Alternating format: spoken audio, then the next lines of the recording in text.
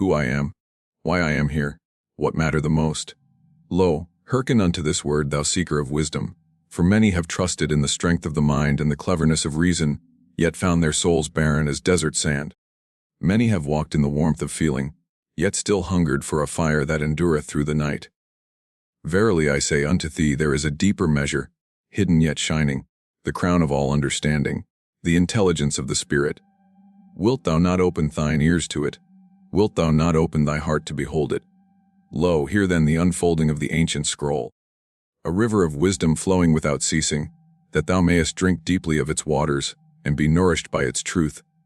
In the beginning of this telling, the world exalted the power of the human mind above all else. And men and women were taught to believe that the measure of their greatness lay chiefly in the strength of their reason and the sharpness of their logic. For many generations the nations of the earth lifted high the standard of the intelligence quotient, and they said within themselves, surely this shall be the key that openeth the gates of prosperity and success. Schools were built as temples to this reasoning, universities fashioned as sanctuaries of the mind, and merchants and rulers alike bowed before the wisdom of calculation. And it was declared from high places that whosoever had abundance of the intelligence quotient would flourish as the tree planted by rivers of water, bringing forth fruit in due season. Verily, the people trusted in this creed, and the measure of the intelligence quotient became as a rod to weigh the worth of man. Yet as the days rolled on like the turning of the sun, cracks began to appear in this vessel of clay. For behold, many who were rich in the intelligence quotient, mighty in numbers, quick in reason, and subtle in argument, found themselves poor in spirit, unable to walk in love, unfulfilled in their inward being. Some among them were scientists who beheld the heavens, yet could not behold the soul. Others were merchants who counted coins, but could not count the tears of their own household. Still others were leaders who devised plans with brilliance yet lacked the compass of righteousness. And lo, the people began to see that the wisdom of the mind, though sharp as a sword, was incomplete. For though it could divide and conquer, it could not heal. Though it could build towers of stone, it could not build bonds of love. And thus did there arise a new voice in the earth, crying out for the wisdom of the heart. This new voice spake of the emotional quotient, the measure not of logic alone, but of tenderness, compassion, and empathy. And it was declared that he who knoweth his own heart, and can feel the heart of another, hath a treasure greater than gold. Teachers began to instruct not only in reason but in gentleness, and parents were urged to guide their children not only with discipline, but with understanding. Leaders were taught that to command without love is to scatter, but to command with love is to gather. Verily, the wisdom of the emotional quotient spread as a new light upon the earth, and many were healed of coldness, finding strength in fellowship and joy in compassion. And yet, after a season, the people perceived that even this gift, noble and needful though it be, was not the final portion. For many who were wise in the heart and tender in spirit still cried out within themselves, saying, why do I feel empty? Why doth my soul hunger though my life is full of abundance? Why is the path of my days without direction? For indeed, man is not mind alone, nor heart alone, but a seeker of that which is eternal. As the deer panteth after the water brooks, so panteth the soul of man after meaning. And lo, when the meaning is absent, even laughter becometh as a burden, and success tasteth of dust. It was in this season that the voice of Danah Zohar was heard, and she declared a new measure, the measure of the soul itself, which she called the spiritual quotient. And she said unto the people, this is not religion in its narrow raiment, nor dogma bound by walls of stone, but it is the deep intelligence of the Spirit, the wisdom of ultimate meaning, the lamp that revealeth purpose even in the night of sorrow. Behold, if the intelligence quotient showeth us how to think, and if the emotional quotient showeth us how to feel, then the spiritual quotient revealeth how we may live with purpose, how we may transcend the dust of the earth and touch the eternal. It is the crown of all understanding, the fountain that feedeth both mind and heart, the compass that pointeth north when all other measures falter. But hear now the truth in this age of swiftness, where knowledge multiplieth like sparks in the night, where men ride upon the wings of technology and speak across the seas in but a moment, many souls are faint and starving. Information aboundeth as the sand of the sea, yet wisdom is scarce as pearls hidden in the deep. Lo, men connect with wires and signals, yet remain lonely as wanderers in the desert. Anxiety spreadeth as a plague, and the heart of man is troubled. Without the spiritual quotient, the people risk being clever yet lost, tender yet purposeless. For the intelligence quotient may build the chariot, and the emotional quotient may guide the horse with care, but only the spiritual quotient knoweth whither the journey shall go. Mark this well. A scientist who walketh in the wisdom of the Spirit doth not only invent, but asketh, will this serve the good of humanity? A leader endowed with the intelligence of the soul doth not only govern, but inspireth with vision and righteousness. An individual filled with the measure of the Spirit doth not chase wealth alone, but seeketh alignment with truth and compassion. In each case the spiritual quotient transformeth knowledge into wisdom, and ability into purpose. From the earliest dawn of mankind, even when fire was but newly tamed and caves were painted with the marks of our forefathers, lo, man sought more than bread and shelter. He sought to tell stories, to build temples, to gaze upon the stars, to ask of himself, who am I? Why am I here? What doth it all mean? Beneath every monument of stone, and every poem of love burneth the hunger for meaning. And even the wise of modern days confirm this. Viktor Frankl, who walked through the valley of death in the camps of cruelty, testified that the deepest drive of man is not for pleasure, nor power, but for meaning. He that findeth meaning, even in suffering, shall endure and flourish as the olive tree upon the mountain. Thus the word of Zohar and the word of Frankl meet as one, that the spiritual quotient is the capacity to create and discover meaning, to see in despair the seed of hope, and in crisis the doorway to transformation. Awakening to the wisdom of the Spirit beginneth with holy awareness. Lo, thou must heed the whisperings that arise in silence or in the hour of trial. Who am I? Why am I here? What is it that truly matters? These are not idle musings but sacred questions, entrusted unto every soul. To ignore them is to wander without a star, to embrace them is to walk in light. Yet the path requireth more. It requireth the laying aside of the heavy burden of ego. For the ego clutcheth at reputation, at possession, at control, crying, this is mine, this is me. But the Spirit saith, let go, and know that thou art part of a greater whole. Even as the rivers flow into the sea and are one, so art thou a part of the eternal flow. Quantum physics, that mystery of the modern sage, declareth a universe of relationships and probabilities. And lo, the spiritual quotient echoeth the same life is not fixed nor solitary, but fluid, interconnected, and abundant with possibility. Finally, to walk in the measure of the Spirit is to live by values and vision. It is to choose not only that which bringeth gain or comfort, but that which aligneth with truth, with justice, with compassion. And hear me now, the need for this higher intelligence is urgent. The earth groaneth with wounds of its own making. The seas rise, the forests wither, the nations are divided, and the children cry for bread. Technology runneth swiftly, yet the heart laggeth behind. In such an hour we need men and women who think beyond profit, beyond status, beyond fear, souls who can hold the great picture and act with wisdom. For the intelligence quotient and the emotional quotient alone shall not save us. Only the spiritual quotient, the wisdom that bindeth us to meaning, can lead us to a future worth living. Thus do I declare. Human understanding hath moved from the measure of the mind to the measure of the heart, but both are incomplete without the measure of the soul.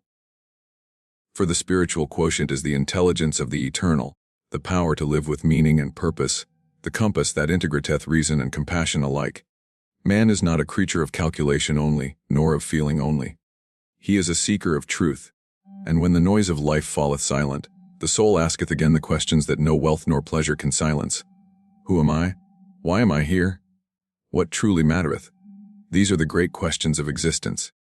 Other intelligences may help thee to survive, but the spiritual quotient alone helpeth thee to live meaningfully. It enableth thee to step back, to behold the larger tapestry, and to orient thy path unto that which endureth. From childhood we weave garments of identity, names, roles, careers, and beliefs. Yet lo, these are but outer raiments. The Spirit calleth beyond labels, beyond the ego. Who art thou when thy riches fade, when thy health faileth, when all earthly crowns are removed? In this hour the true self is revealed, the self not bound by titles but connected to a larger field of meaning. This self is not fixed, but ever unfolding. Even as the quantum particle is a dance of possibilities, so is the self fluid, relational, and open-ended. And this truth is freedom. For if identity is deeper than ego, then failure cannot destroy thee, nor success define thee. Thou art more than circumstance. Thou art a being with the capacity to grow into wholeness. And once thou hast glimpsed the deeper self, another question ariseth, why am I here? Without purpose, man is restless, driven into destruction. But with purpose he is as the oak, rooted and unshaken by storm. The spiritual quotient frameth life as a calling. Not always a grand destiny before crowds, but often a quiet alignment of gifts with meaning. A teacher shaping tender minds, a parent raising a child in love, a leader striving for justice. Purpose is not shouted, but whispered. It is discovered by listening to the still voice of the soul, that quiet knowing when thy actions reflect thy deepest values. From the vantage of eternity, purpose is participation in the greater flow. Every life is a thread in the tapestry, and purpose is found in relationship, not isolation. Then cometh the third and greatest question, what truly mattereth? Here the soul must discern values. Some values are shallow and fleeting as grass, others are eternal as the stars.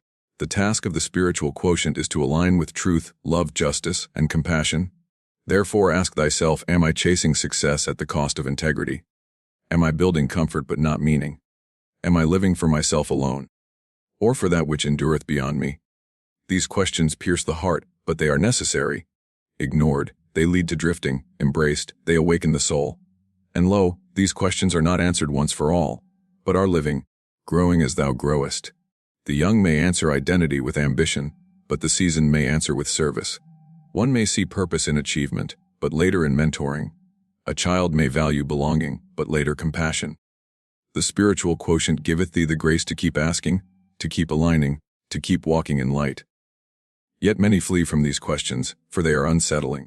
It is easier to drown in distraction than to face the silence of the soul.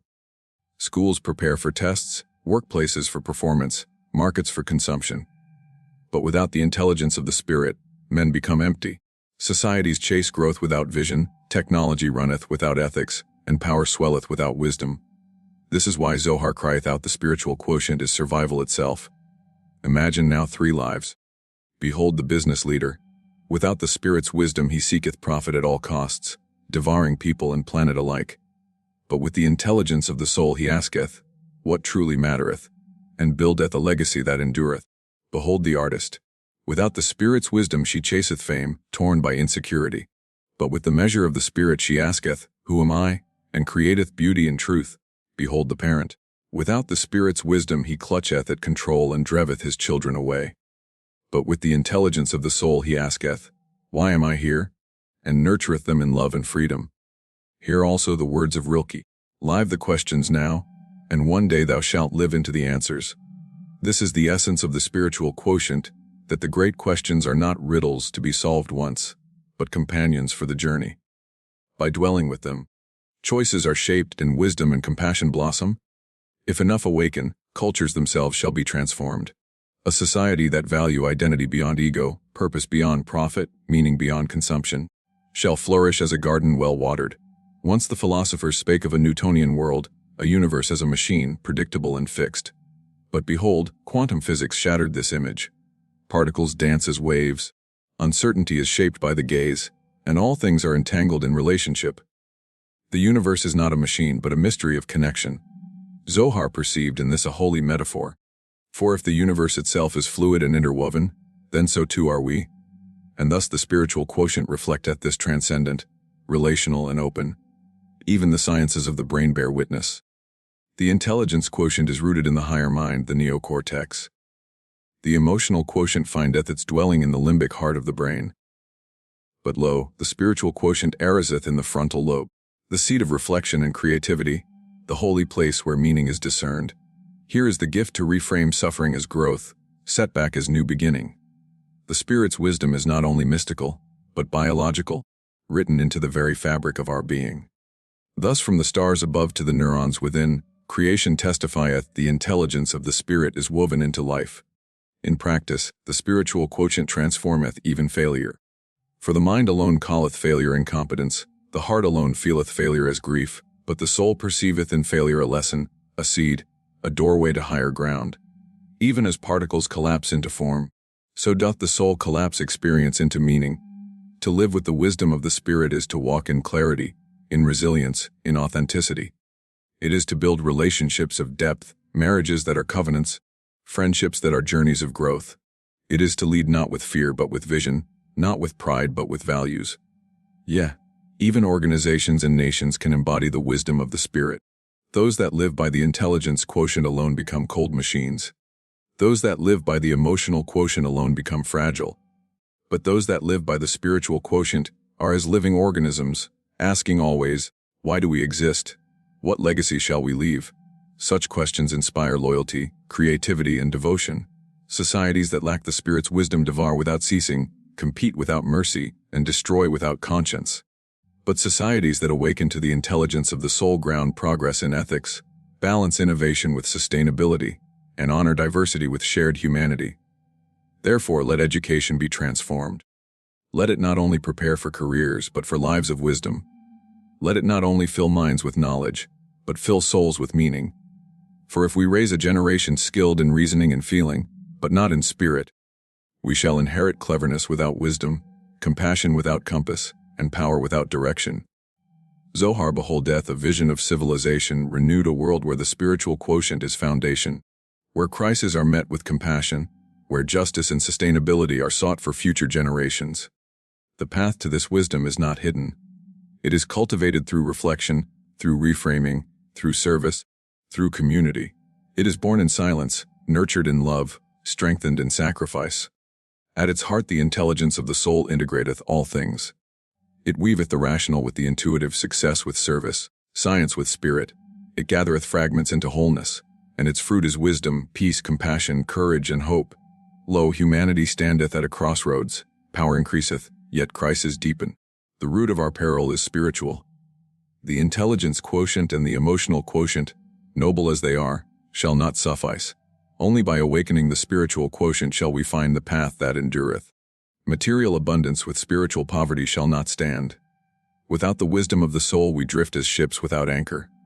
With it, we find direction, as travelers guided by the North Star.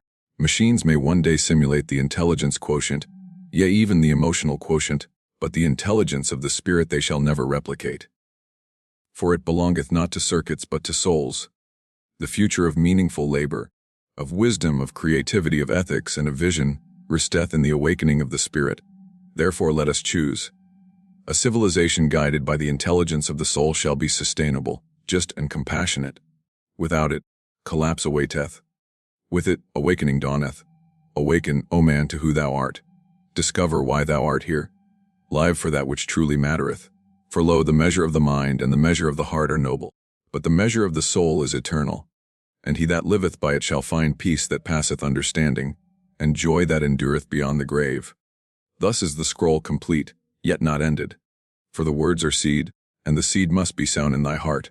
Take them, ponder them, lev them, and verily, thou shalt walk in the light of the Spirit, and thy life shall be a testimony of meaning unto the generations yet unborn. And now, O beloved, the choice is before thee as the dawn before the traveler. Thou mayest walk the path of cleverness alone, or thou mayest walk the path of compassion alone, yet both shall leave thee weary. But if thou findest the wisdom of the Spirit, lo, thy journey shall be filled with light. Take up this calling, ask the holy questions, live by the answers that grow within thee. For verily, he that liveth by the Spirit's wisdom shall not stumble in the darkness, but shall shine as a lamp unto many generations.